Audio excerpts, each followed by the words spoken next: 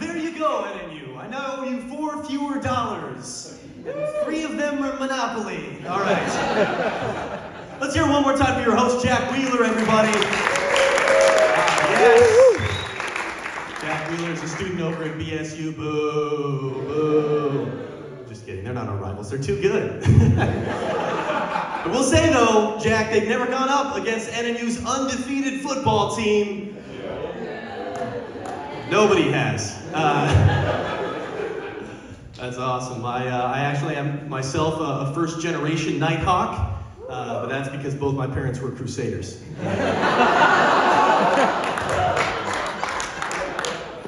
Say it with me, folks. In their day, it was NNC. This weekend, that phrase will be said more times than dollars I paid this university. I remember when they made the switch to Nighthawks. I remember the announcement so vividly because they were like, we wanted to choose something that was true to our Nampa roots. And we were all like, Nampa roots? Don't make us the sugar beets. You can see the sea of I shirts already. It's just like, this team stinks up the whole town.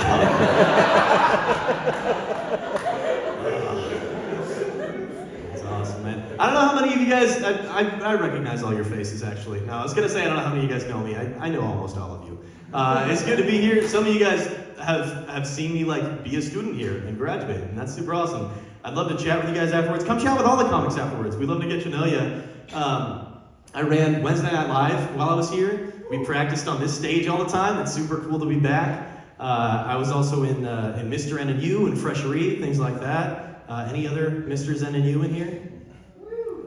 Okay. Oh, these two. I thought you were raising your hand. I was like, Miss, I don't think. This show is kind of like the alumni's answer to Mr. NNU, except that women are allowed to talk. That's kind of hard.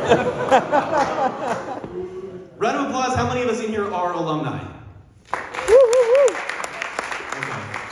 Okay, how many current students?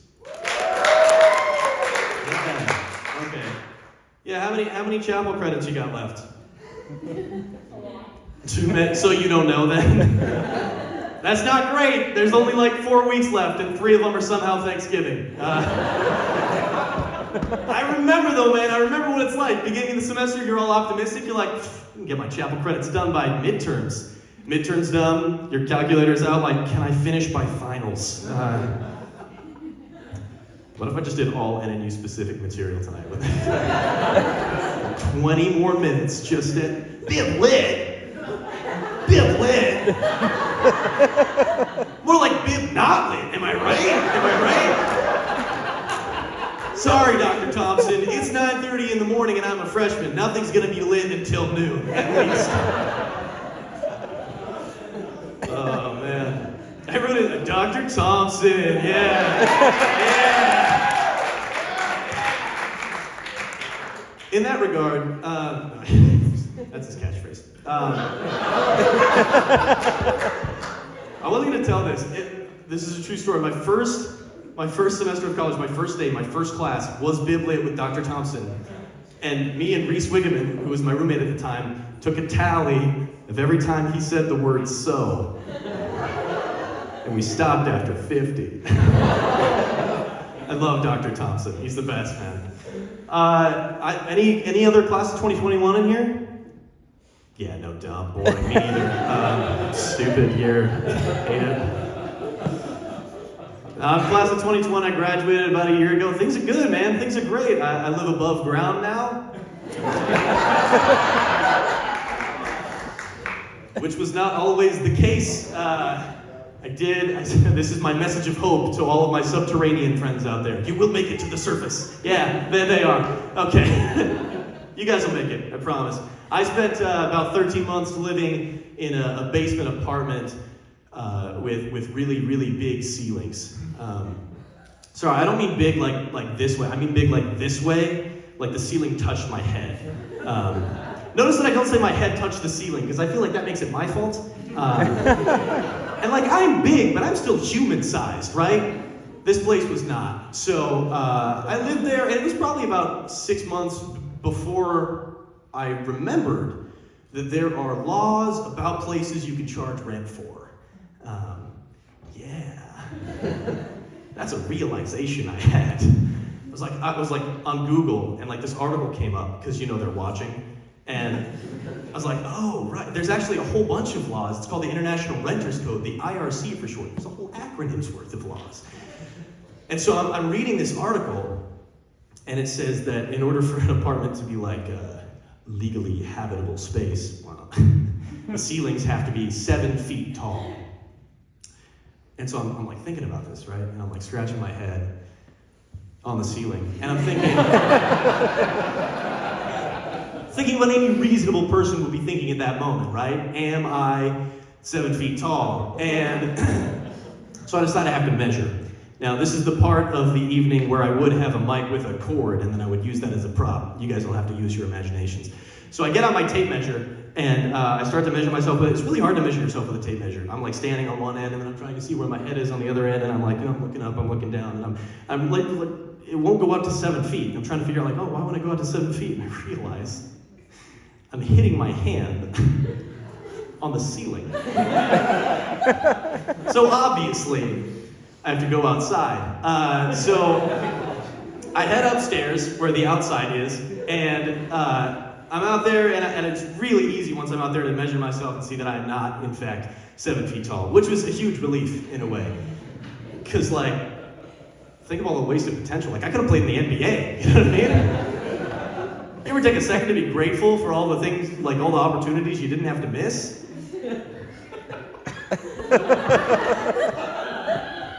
Feels good, man. So, anyways, my apartment is not 7 feet tall. Ipso facto, I live in a crime. So, I head back downstairs where the inside is, and I'm reading this article further, and wouldn't you know it, there's an exception to the rule that apartments with slanted ceilings, the ceiling can be as low as 5 feet tall, as long as 50% is above 7 feet tall.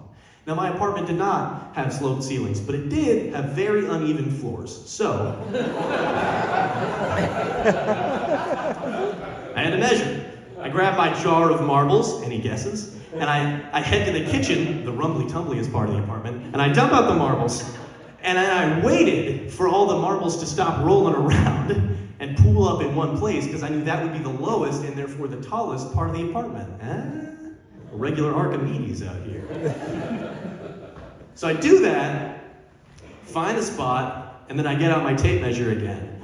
And I know, I don't have a great track record with the tape measure, right? But this time, I thought ahead. I pull it out to 7 feet in advance, and I put it on the floor, and I put it on the ceiling, but then I'm having this problem where I can't get the middle to be straight, you know what I mean? So I had to go outside again, and then I'm like measuring things, and I'm looking for something that's exactly something rigid that's 7 feet tall that I can stand up in the apartment. And I'm measuring around, and I can't find anything that's 7 feet tall. And for a second, I'm like, I should just live out here. I didn't know. I went to Home Depot to buy a dowel, and I know there's some irony in that, right? Because I'm trying to figure out whether or not I do live legally in a home. But it would have been a little too jokey if I went to Lowe's, right?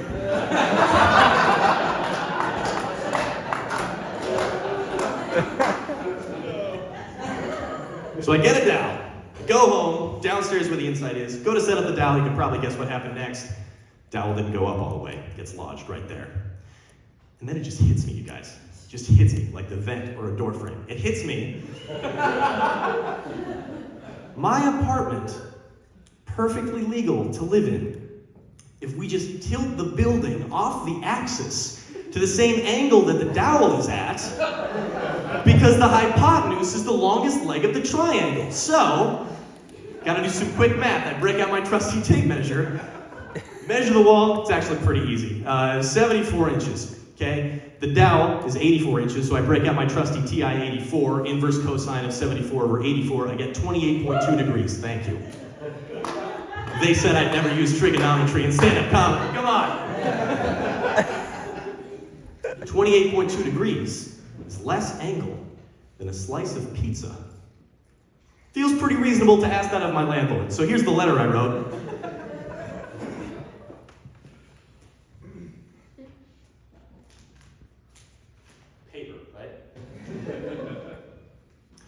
Dear Stephen, should probably stop using his name in this bit. To be fair, I don't know which one of us was breaking the law.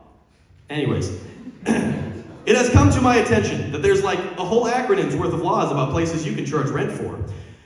We're about 6 inches short of legal down here, so I don't know if I'm like allowed to pay you rent. But don't worry, I crunched the numbers, and we only need to tilt the apartment 28.2 degrees off the axis to get to legal height. Now, I don't really know how this works. If you need to take it out of my security deposit, I understand. If possible, I prefer you tilted to the east so that my shower water stays in my shower. Always thinking. Looking forward to the higher ceiling, sincerely, Tyson. He didn't do it.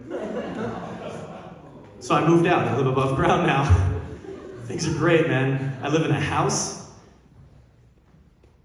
with ceilings so far away. Every day I get home, I just go like this. Nothing up there, man. It's awesome. Feel like Pinocchio all of a sudden. I got no strings on me, you know? I'm a real boy. Really was worried I was going to have to finish out my career in the church ringing the bell at Notre Dame with the other hunchbacks. Things are okay now. Now my spine looks like this. It's awesome. I love it, man. I just got Wi-Fi set up in the new place, wireless fidelity for the internet. It's awesome. Been watching a lot of UFC recently, which is a lie, but it's a premise.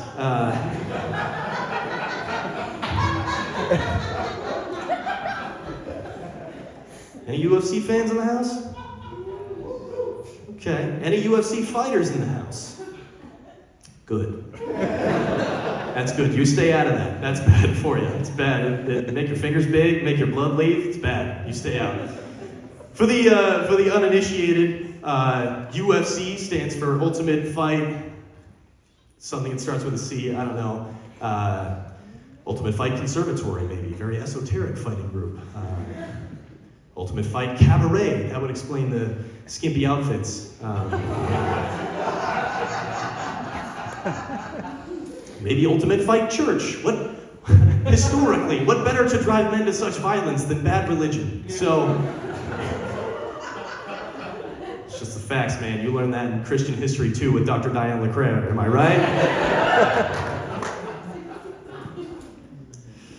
I got a couple of beefs with the UFC. Anybody surprised? Don't love it. I don't. First thing, why the tight shorts? Like, do I need to see both butt cheeks the whole time? You know what I mean? Like, other martial arts, they have like the wraparound canvas shawls. You know what I mean, with the colorful belts. Like, they could just do that. It's much more modest. Or like they come out there in the robes. They can't be that restrictive. Just keep the robes on. They also, like, if you ever watch UFC, it's like, you know, it's a couple of people fighting each other, but for the most part, it's actually a lot of this. It's just like...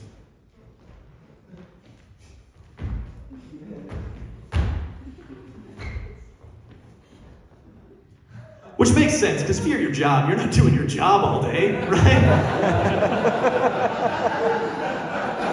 Of course not. If your job was getting punched in the face, yeah, you'd mess around a little bit. I'm surprised they're not watching Instagram Reels up there. It's impressive. Other thing I don't like about the UFC is they have card girls, which is just like a quick way to let you know what round it is and also objectify someone. It's ridiculous. It's a terrible idea. Like, you only need the card girl if you can't count to 3. And also, like, it's just the only way that you can get a UFC fan to look at a number is being carried by sex. Like, that's just... This whole sport is just the worst parts of us, in my opinion. It's just like gladiator violence interrupted by bikini babes. The judges should just have like giant turkey legs and like hunks of meat. They should spray booze on the crowd. Just... We are cave people. Do you understand? We are cave people. Forget about the tight shorts. Fur-based loincloth right here. That's what that should be. They also have female fighters in the UFC, which I have no problem with. You know, I say equal violence for all, right? I think it's probably a great idea that men are at home watching women be beaten. Yeah, we've reached the facetious portion of the evening.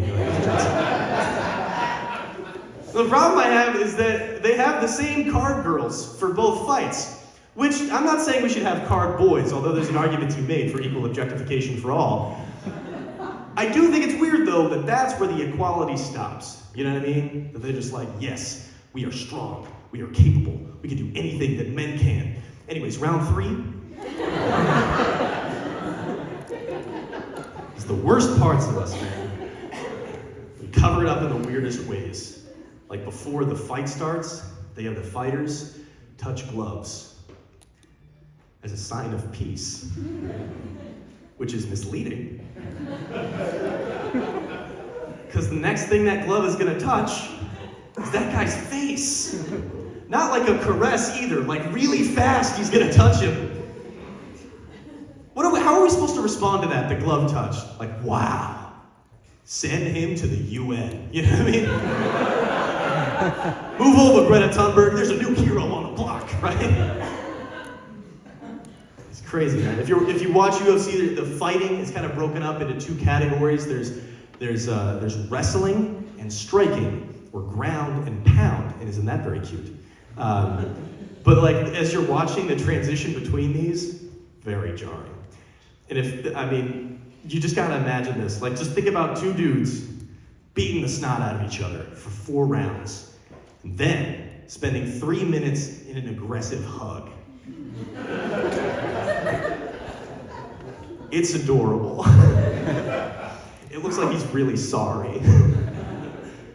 The way the fight ends, there's 3 ways it can end. It can be either like submission, like a tap out, judge's decision, or knockout. And no matter how it ends, there's always like the same little scene that plays out. Like the fighters stand on stage with the ref in between them. They're all holding hands like a cute little throuple. And then they wait. They wait for the announcer to say who won. They hold up that guy's hand. He gets a free belt, which is enough to drive any man to violence.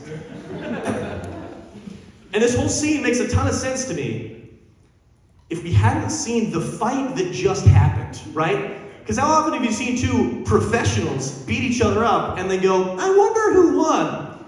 Not that much. No, like most of the time it's like one guy's standing there, big smile on his face. Other guy's standing there in a pool of his own blood. He's missing 3 teeth, he's got 2 black eyes, his buddies are holding him up like it's Weekend at Bernie's. I'm like, I bet he didn't win. If we're gonna have that suspense, like try a little, you know what I mean? Like maybe take the winner out back. Rough him up a bit, you know? Make it look even. Maybe like introduce some last minute evidence, Law and Order style, you know? Somebody rushes in. Maybe mention there was an essay portion of the fight.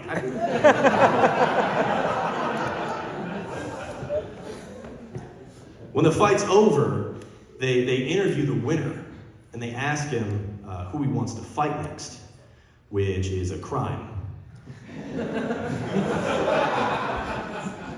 You can't threaten someone with violence. That's called assault. If you were to record that at home, that's called first degree. But then if we play it on television, it's called pay-per-view. So weird. It's so, like, you can't do that. You can't like leave your job and be like, you know, I want to fight my supervisor.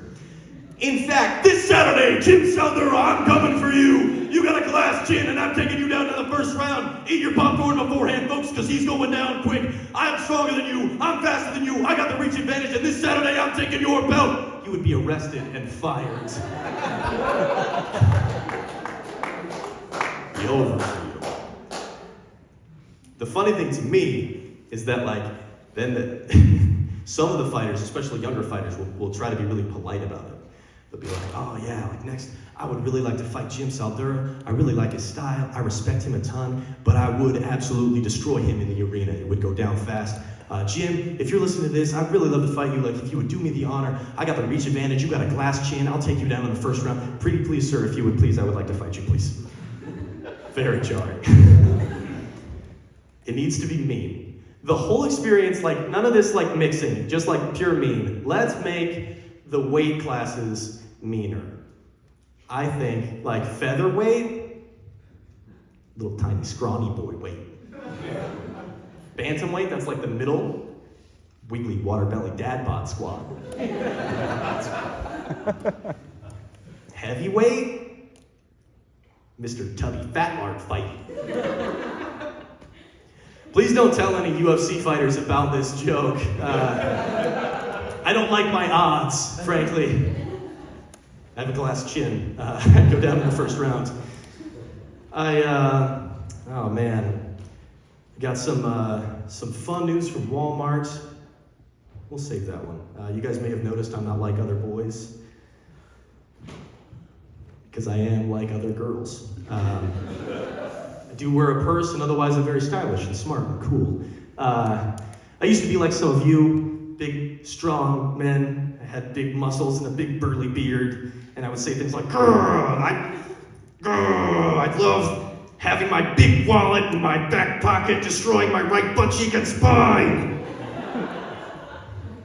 The back pocket wallet, by the way, fellas, is just not chiropractical. It's like, I love my chapstick melting in my pocket.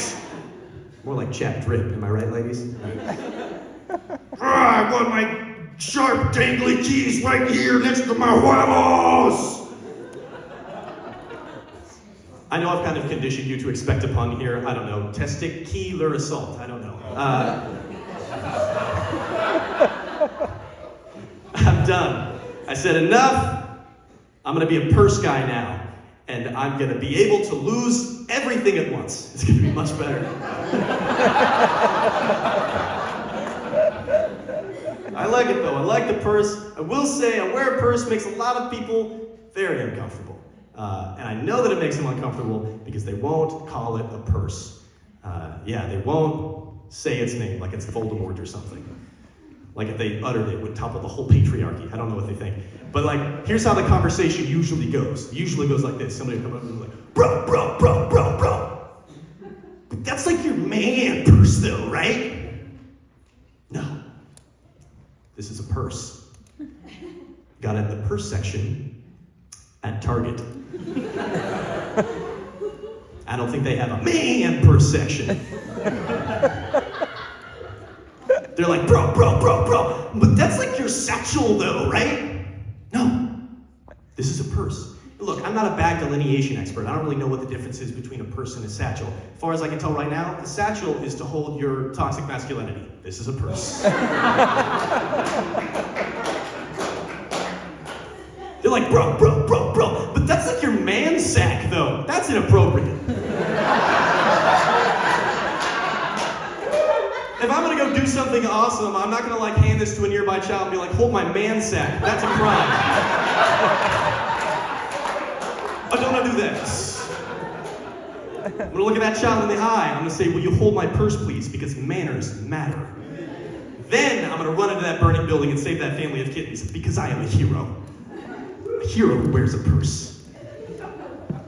Man purse. Do I need that? Like, I don't know what they want from me, these guys who say that. Like, people will yell at me at comedy shows. I'm like, what do you want? Like, oh, thank you. Thank you so much for protecting my masculinity. I'm so glad that you saw that I was just a fragile flower, just a delicate man in need of your protection. Here, let me reward you with a long, slow, sweet kiss. They've never responded well to that, by the way. I don't know. I don't need you to protect my masculinity. If I did, I wouldn't have bought a purse. I would have bought cargo shorts with the rest of you.